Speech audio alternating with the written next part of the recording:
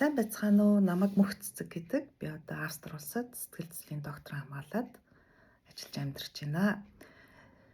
За өнөөдөр би та бүхэнд гэр бүлийн хосын харилцааны талаар видео хүргэх болно. Тэгээд хосын харилцааг би тусгаар тогтносон улстай зөөрлөж үзсэн байгаа энэ номон дээр тий. Тэгээ энэ талаараа та бүхэнд дэлгэрэнгүй ярьж өгье. За Монгол улсыг авч үзье. Монгол улсад хэл байгаа. Монгол хэл байгаа. Мөн дүнжлэн хууль дүрм гэж байдаг тийм үү. За Монгол улс бол хоёр хөрштэй Орос, Хятад. За яг үүнтэй адилхан хоёр хүн биеиндээ хайртай болоод дурлаад бие бинийгээ сонгоод өөрийн ертөнцийг тийм ээ өөрийн гэр бүлийг бүтээдэг. Хоёр талын хатан бол Орос, Хятад. За Монгол улсыг ингээд түүхийн туршид аваад үзэхэд тийм ээ энэ тусгаар тогтнолоо хадгалахын тулд их л юмыг туулсан байна. За аль нэг улсынхаа одоо тийм ээ дарангуулалд ороод мөххөө шахсан түүх хүртэл бидэнд байдаг.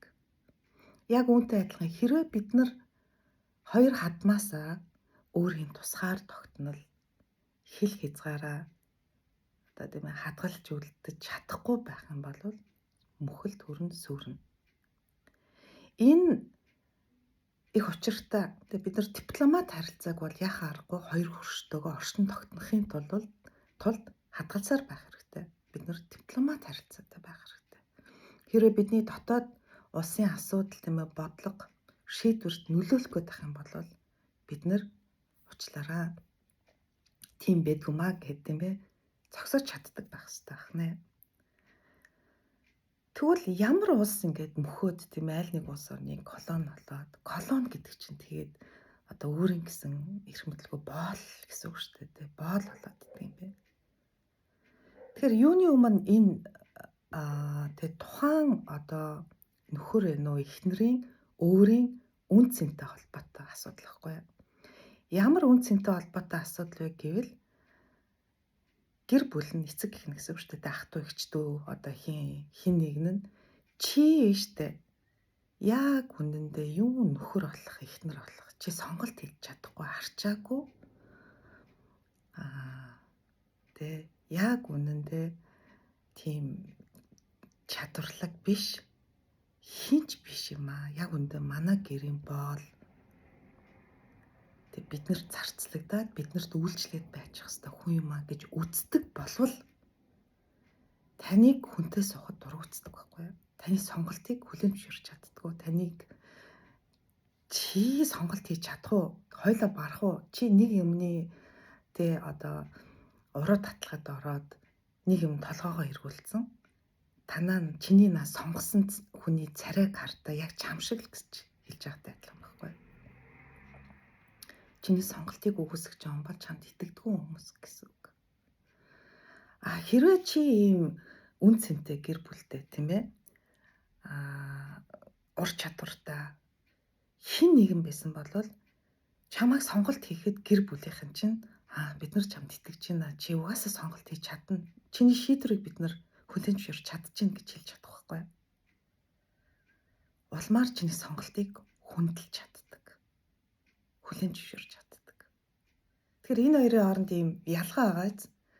Яг үндэ тэгэхээр ингээд таны гэр бүлийн хүнийг тийм ээ таны сонголтыг үгүйсгээд байгаа хүмүүс таныг л үгүйсгдэг гэсэн үг байхгүй юу? Таныг л хинч гэж үздэг гэсэн үг. Таныг л боолоо байлгаал морин жолоочоо хэлгээл зарцлал байхыг хүсдэг. Яг л энэ нэг Монгол улсын хоёр хөрш тийм ээ Монгол улсыг эд баялаг бүхий л юмд шунан өөрсдөө одоо тийм ээ ашигтайгаар захиран зарцуулахыг хүсдэгтэй адилхан. Тиймээс хосын харилцаанд орж байгаа хүмүүс нэг юмыг ойлгох хэрэгтэй. Юу вэ гэвэл та сонголттой байсан бол энэ бол таны сонголт. Энэ бол зөв. Буруу ч хийж болно.